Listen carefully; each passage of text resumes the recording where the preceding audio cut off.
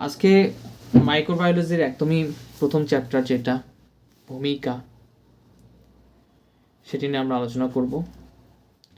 যে আজকের প্রথম প্রশ্ন হচ্ছে যে অণুজীব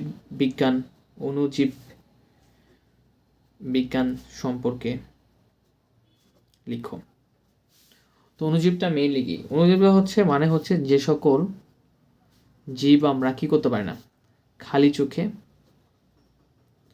দেখতে পারি না, তাকে বলতেছি আমরা কি? অণুজীব বিজ্ঞান। ঠিক আছে, এক কথায় শেষ। যে সকল জীব খালি চোখে দেখা যায় না, এদের দেখতে কি করতে হয়? আমাদের অণুজীব যন্ত্রের প্রয়োজন হয়। আমি এটা পিডিএফ দিয়ে দেবো।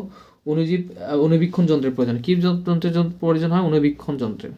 তাহলে কি, যে সাধারণত যে সকল জীব খালি চোখে দেখা যায় না, যে এদেরকে অণুবীক্ষণ যন্ত্রের প্রয়োজন হয়, তাদেরকে অণুজীব বলে। যেমন ধরো ব্যাকটেরিয়া অনেক ছোট, তুমি খালি চোখে দেখতে পারবা না। ভাইরাস অনেক ছোট, খালি চোখে দেখতে পারবা না। মাইকোপ্লাজমা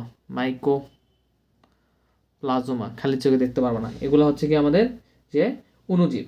এবং জীববিজ্ঞানে যে অণুজীবের আকার, আকৃতি, বিস্তৃতি, গঠন, জনন, বংশগতি ও উপকারী অপকারী ভূমিকা প্রভৃতি সম্পর্কে আলোচনা, গবেষণা, পর্যালোচনা করা হয়, তাকে আমরা সেই শাখাকে বলি অণুজীব বিজ্ঞান বলে থাকি। আধুনিক অণুজীববিজ্ঞান অণুজীবের প্রকৃতির ভিত্তিতে বিভিন্ন শাখায় বিভক্ত হয়। জীববিজ্ঞান অণুজীবের শাখাটি অপেক্ষাকৃত নতুন এবং তবে স্বকীয় বৈশিষ্ট্য অতি গুরুত্বপূর্ণ অবসর। তার মানে কি, অণুজীবের বিজ্ঞান সম্পর্কে লিখো বা অণুজীব বলতে কি বোঝো? প্রথমে লিখবো সাধারণত যে সকল জীব আমরা খালি চোখে দেখতে পাই না, তাদেরকে অণুজীব বীক্ষণ যন্ত্রের সাহায্যে দেখতে হয়, তাদেরকে অণুজীব বলে। যেমন ব্যাকটেরিয়া, ভাইরাস, এগুলো মাইক্রোপ্লাজমা। আর এই যে হালকা ডিটেলসে আলোচনা করলাম, এটা আমি তোমাদের কি করব? অণুজীব বলে আর হচ্ছে প্রথমত হচ্ছে কি, যে দেখা যায় না অণুবীক্ষণ যন্ত্র, তাকে অণুজীব বলে। আর অণুজীব বিজ্ঞানটা হচ্ছে যে শাখায় আর কি এই বিভিন্ন অণুজীবের আকার, আকৃতি, বিস্তৃতি এগুলো নিয়ে আলোচনা করা হয়, পর্যালোচনা, তাকে অণুজীব বিজ্ঞান বলে। ওকে, তাহলে এটা কি বলতেছে? খালি চোখে অণুবীক্ষণ যন্ত্র হচ্ছে অণুজীব, আর এই অণুজীব সম্পর্কে যে শাখাগুলোতে আলোচনা হচ্ছে, তাকে আমরা অণুজীব বিজ্ঞান বলতেছি।